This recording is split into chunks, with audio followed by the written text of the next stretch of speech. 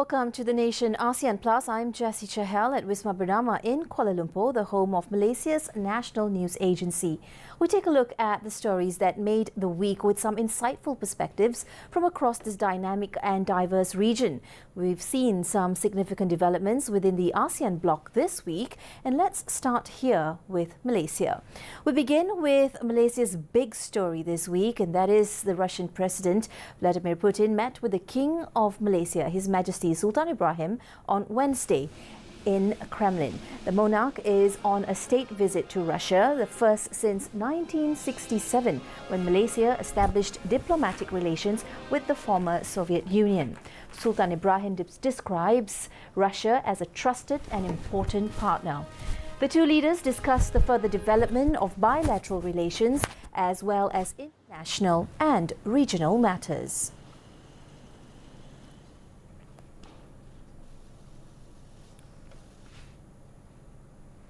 Well, in other developments this week, the Malaysian Prime Minister Datuk Seri Anwar Ibrahim underscored a fresh pledge from Washington to strengthen defence and security diplomacy across ASEAN.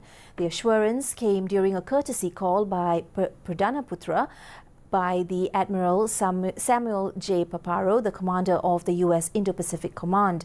Anwar described the meeting as a valuable opportunity, not just for formalities, but for building mutual understanding and exchanging views on the region's most pressing issues. And on the subject of regional and global engagement, Prime Minister Anwar Ibrahim also made clear this week that Malaysia's position on Palestine is unwavering. He stressed that our support isn't just about delivering strong speeches at international forums, it's about working hand in hand with leaders around the world to push for justice.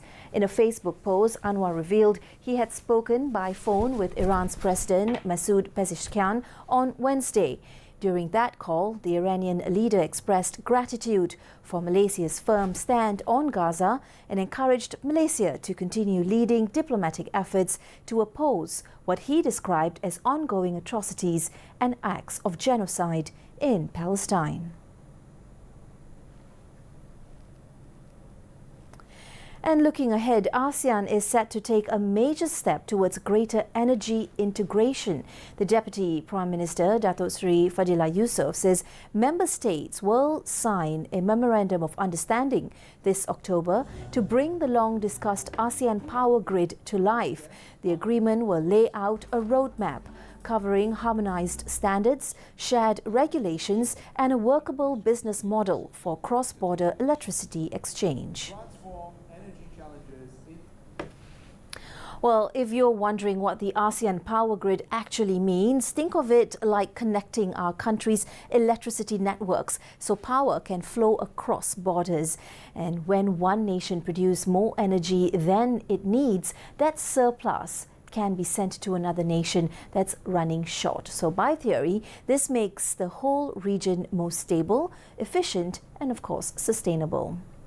And in the legal sphere now, cross-border insolvency will be a key focus at the ASEAN Law Forum 2025 in Kuala Lumpur this August.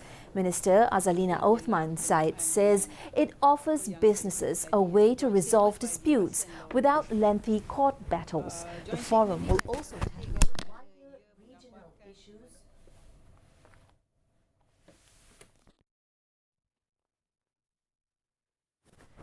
The forum will also tackle wider regional issues from cybercrime to human rights in business, bringing together legal minds from across ASEAN and beyond. Well, cross-border insolvency simply means making it easier for businesses in different countries to sort out debts and disputes, a big deal in ASEAN, where trade within the bloc is worth over $1 trillion a year. Well, we're still in Malaysia. The Investment, Trade and Industry Minister Tengku Zafrul Abdul Aziz called for structural reforms to continue both nationally and across ASEAN. He stressed that the region needed to stay resilient amid growing geopolitical and economic uncertainties. Zafrul also underlined the importance of open dialogue with like-minded partners while holding firm to ASEAN's non-aligned stance. He further said ASEAN had faced its share of challenges, from political tensions to economic shocks, yet managed to act decisively when the region needed it most. And from trade ties to travel links, Russia says the number of Malaysian tourists visiting the country doubled in the first quarter of 2025 compared to the same period last year. The Russian Economic Development Ministry also reports more Russians are visiting Malaysia, with 2024 arrivals exceeding pre-COVID levels by 64%. The minister added that Malaysians were the first foreign visitors to trial Russia's new tourist card, which lets travelers pay for hotels, transport and attractions through remote top-ups. Well, Tourism Malaysia data shows over 27,000 Russians visited Malaysia last year. That's the highest number on record. And on the subject of Malaysia making its mark, the Malaysian National News Agency Bernama has also been part of that story. As the country's sole official news agency, Bernama has helped promote development agendas and empower women in more than 100 women-related sectors worldwide. At the Women Economic Forum ASEAN 2025 last June, that coverage was key in helping the forum secure 27 resolutions to advance women's aspirations regionally and globally. Bernama CEO Datin Paduka Nurul Afida Kamaluddin said the forum's work raises women's voices internationally and offers Bernama a platform to share those achievements with the public. Well, she's only the second woman to lead Bernama, and having spent her entire career here, Datin Paduka Nurul Afida knows this organization inside out. Well, in the world of maritime science now, Malaysia has a new name on the map, Rogadias-azizahei. The species was identified by University Malaysia Terengganu Dr. Tun Nurul Aimi Mat Jafar during a 2016 expedition off Terengganu and Johor in partnership with the Department of Fisheries. Now officially recognized by Zutasha, the flathead fish adds to the catalogue of Malaysia's rich marine biodiversity. Well, the South China Sea is one of the most biodiverse marine regions in the world. It's home to more than 3,000 known fish species. Well, we'll be back in a moment with more of the week's stories from across ASEAN, including updates from Thailand and Cambodia. You're watching ASEAN Plus on Bernama TV.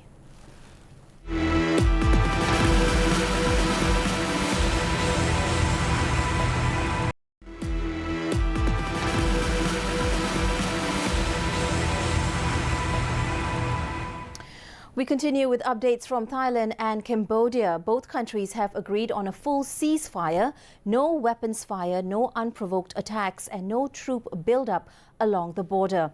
The agreement was signed at an extraordinary General Border Committee meeting in Kuala Lumpur with China, Malaysia and the US as observers.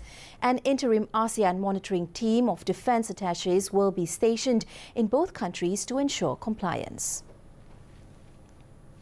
Question is, are these interim ASEAN observers, and who are they?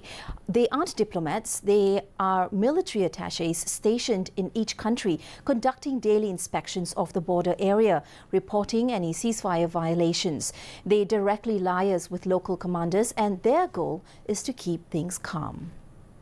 Well, moving on, Malaysia's Home Minister Saifuddin Nasution Ismail said all ASEAN member state leaders have agreed that Malaysia should continue playing the role of mediator in resolving the border conflict between Thailand and Cambodia.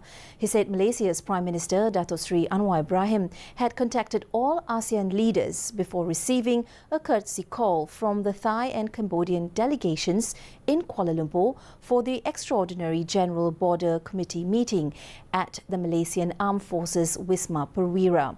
Saifuddin Nasution also said that all leaders or ASEAN leaders and heads of state contacted expressed their support for Malaysia's role in mediating the conflict between the two neighbouring ASEAN countries. Meanwhile, the U.S. ambassador to Malaysia says the recent cross-border talks between Thailand and Cambodia mark an important step, but cautions that more discussion is still needed. The U.S. believes this is an important step. However, it's important to recognize this is only a step. The goal here is a sustainable and durable ceasefire that is one that is able to be accepted and enforced by both sides. And the U.S. will be watching very closely to ensure that governments remain committed to a ceasefire. We will continue to work closely with Malaysia in its role as ASEAN chair and other ASEAN countries to try and ensure that ASEAN is able to play its part in bringing these two very important ASEAN member states together. Well, Kagan's comments highlight how Malaysia's leadership isn't just symbolic, it's actively shaping the next phase of ceasefire efforts in the region. Now, on the same day, Cambodia called for the release of its captured soldiers as both sides work through intense ceasefire details in Thailand.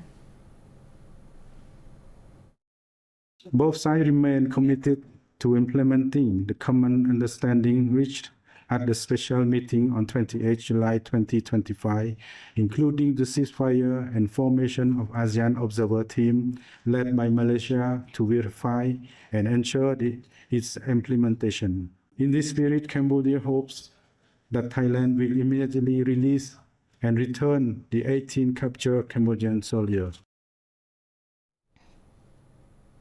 Those 18 soldiers have become a bargaining chip, and how Thailand responds may set the tone for whether this ceasefire gains traction or collapses under mistrust.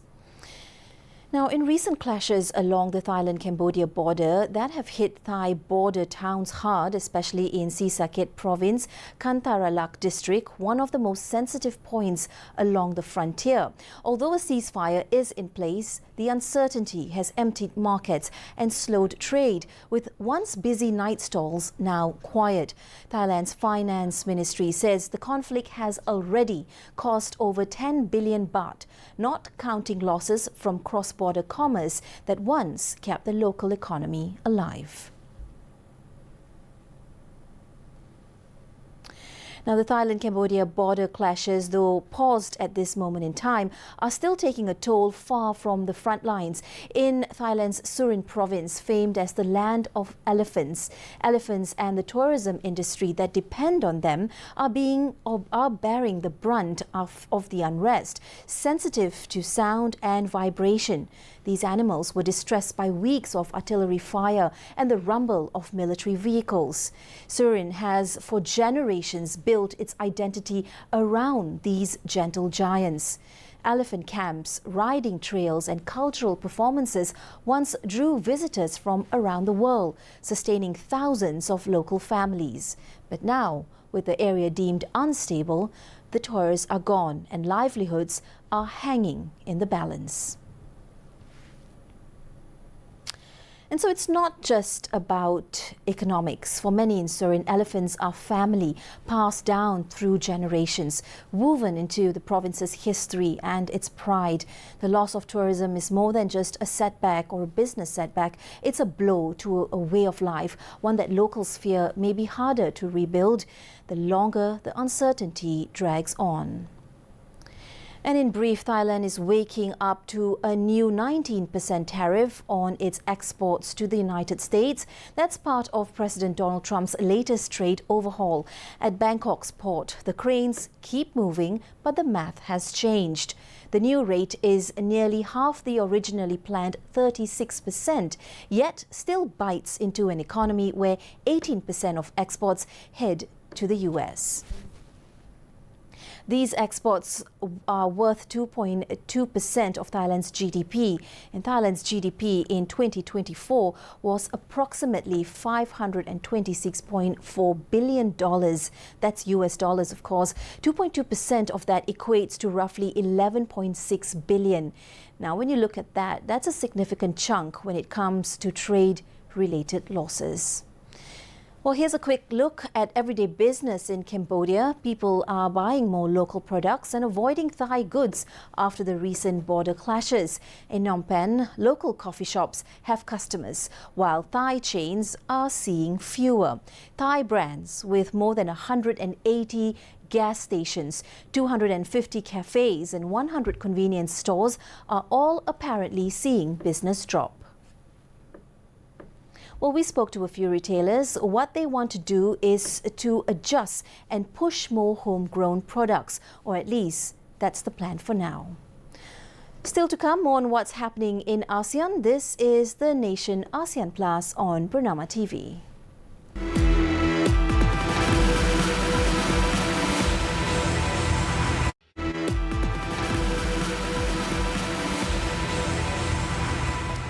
And now to Indonesia. President Prabowo Subianto says the country's 5.12% growth is among the highest in the G20 and ASEAN. The government says jobs are rising too, with nearly 98% of the workforce employed. This is 3.59 million people by February next year. The president also wants faster business licensing through the online single submission system to boost competitiveness. Indonesia's shrimp industry is now feeling the squeeze. A new US trade deal has cut demand and farmers are scrambling to find buyers beyond their biggest market. A new trade deal scrapping import tariffs on US goods, including seafood, is threatening Indonesia's shrimp industry, the world's fourth largest exporter. Shipments to the US have dropped from $1 million in 2022 to $600,000 in 2024. The US, which buys 60% of Indonesia's $1.68 billion shrimp exports, is tightening, and farmers are now looking for new markets. India's Prime Minister Narendra Modi and President Ferdinand Marcos said during a joint statement on Tuesday that India and the Philippines are set to expedite their pursuit of a bilateral preferential free trade agreement. Marcos was on a state visit to India and is the fifth Philippines president to visit the country.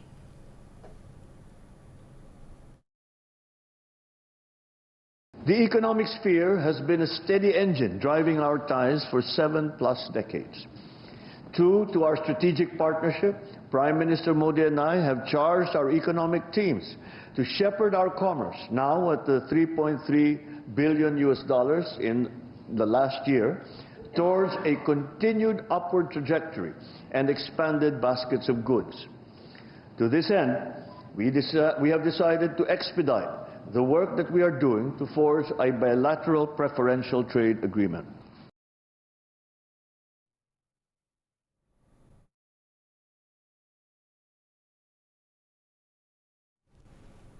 The Philippines saw another crisis this week, this time on the streets of Manila. A massive fire has ripped through a densely packed neighborhood in the capital, forcing about 1,500 families from their homes and filling the sky with thick black smoke. More than 50 fire trucks were called in and crews battled the blaze for 3 hours before bringing it under control. Well, fortunately, no casualties have been reported so far. Moving on, Myanmar's acting president, Min Sway, has died. He rose to the post under the controversial circumstances after the military seized power from Aung San Suu Kyi's elected government more than 4 years ago. The Military Information Office says he passed away on Thursday morning at a military hospital in the capital, Naypyidaw, more than a year after stepping back from his duties due to illness. State media had previously reported he was suffering from neurological disorders and neuropathy, which left him unable to carry out daily activities. And in Vietnam, its automaker VINFAST has started production at a $500 million electric vehicle plant in southern India's Tamil Nadu state. It's part of a planned $2 billion investment in India and a bigger expansion across Asia. The company has struggled to gain traction in the US and Europe and is now focusing on markets closer to home. It broke ground last year on a $200 million EV assembly plant in Indonesia and plans to expand in Thailand and the Philippines. I think that India is the emerging automobile market, and we see here a lot of potential for VinFast growth here, and that's why we decided to open. This is the first outside Vietnam manufacturing plant, right? So we hope that, that we can turn this plant into an export hub for the region, not only for India domestic consumption, but also for the neighboring countries. We decided to select VF7 first in order to launch in India, which is quite different from the model we launched in the United States, in Canada, in European Union, or in the Southeast Asian countries. The reason is that we want to position ourselves as the premium automobile maker and a global brand. But the price is very reasonable. It's affordable. Well, still in Vietnam, the country welcomed 12.23 million international visitors in the first 7 months of this year. That's up 22.5% from a year ago. Air travelers made up 85% of arrivals, with more than 9.6 million coming from other Asian countries. Officials credit the surge to easier visa rules, stepped up tourism promotion, and a calendar packed with national holidays and festivals.